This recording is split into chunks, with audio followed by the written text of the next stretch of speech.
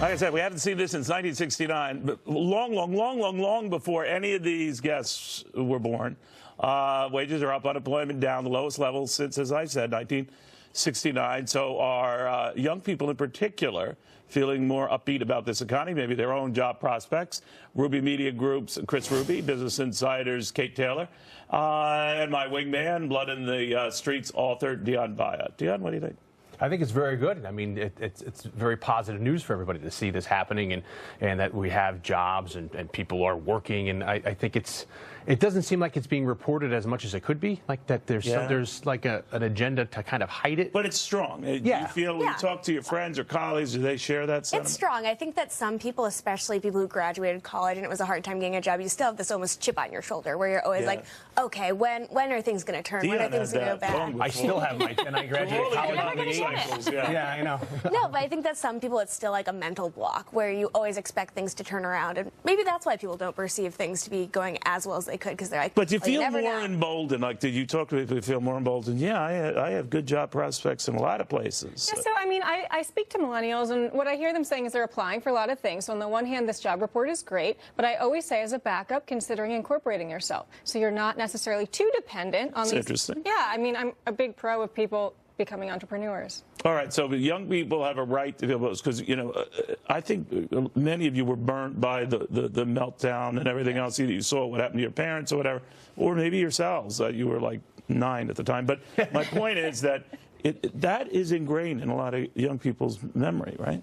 Yeah, I think it's kind of a psychological thing. I remember I was talking to someone a couple years back where they're like, it's almost millennials have a different idea about how they spend money. Like, this is why people are like, well, if I put money in the bank, who knows if it's going to be there? If I invest money, who knows if it will be there down the road? Yeah, the traditional way of, you know, when I was growing up was like, you know, get a savings account, getting a checking account, and put money in save, and that doesn't really seem like you're making anything back. So it's kind of scary to think that, like, you're living paycheck to paycheck, and then when you try to have that savings account, you're not making anything off of it. All right, another big trend, and maybe this is the area where you would put your money. Beyond Meat, it's sort of like an alternative to beef. That stock surging 160%, company going public. Now, Burger King is rolling out its own Impossible Whopper nationwide.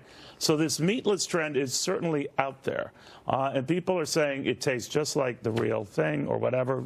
What do you think? So this is a great thing. I'm so happy to see this. And well, you're a vegetarian, right? I am. And I think this is really, first of all, millennials are trending this way. They want more plant-based dining options, but it's not just millennials. I mean, there's ethical reasons. There's so many different things here. And I think 20 years from now, we're going to look back at this, you know, mass slaughter of animals that we have today, and we're going to say, how did I stand by and watch that happen? Well, these are all alternatives to meat, to beef. Yes. And do they taste to you guys? Because that's the test, like the real thing. Well, I'm not a vegetarian, so I can speak as someone who's eating meat more regularly, and I think that they're very, very close. I talked to the CEO of Beyond Meat yesterday, and I was like, okay, how close are you to getting, Is he a vegetarian? He, I believe, is a vegetarian, but his kids aren't. Oh, that's interesting. So he kind of like sees both sides, and he says he's 70% there. Like, he knows that they haven't fully. Because that was the rap, right? All of this stuff, they just didn't. Well, that's the biggest concern is when you're eating it, it doesn't taste like the real thing. And I think people need to understand nowadays the push for this is a lot of. Does it taste like the real thing? Behind it. I mean, and it does. I mean, the Beyond Meat product is actually so good that it gives you, it simulates grease, it simulates the smell. My wife is a vegan, and she's actually so almost scared to have it. When they cut it in half, and it looks at how rare. I think we have to add to that. So there's the ethical, and then there's the environmental reasons, right? So I mean, if you look at factory farming, that's a largest. What's in it? The most powerful source. It's not like a soy. Of methane emissions. It's a lot of. I mean, it's a lot of protein-based stuff. There's 22 ingredients in the Beyond Burger. 22 ingredients, mostly peas and like a bunch of other things, where they basically figured out what makes meat taste like meat and then went to the base. And I don't think it's about the taste. I think it's about a larger global trend around actually caring about these animals that have no voice. To get to wrap their heads around it, you know, I'm trying to go that way as well, and for it to taste. Well, as I've good been as a lifelong vegan myself. You've been a vegan your entire life, so you're well into this. Yeah. But you see also celebrities doing this. I think Schwarzenegger. So this could be a good start. All these are if Burger King is going to feature this, not this particular, but in all of its restaurants.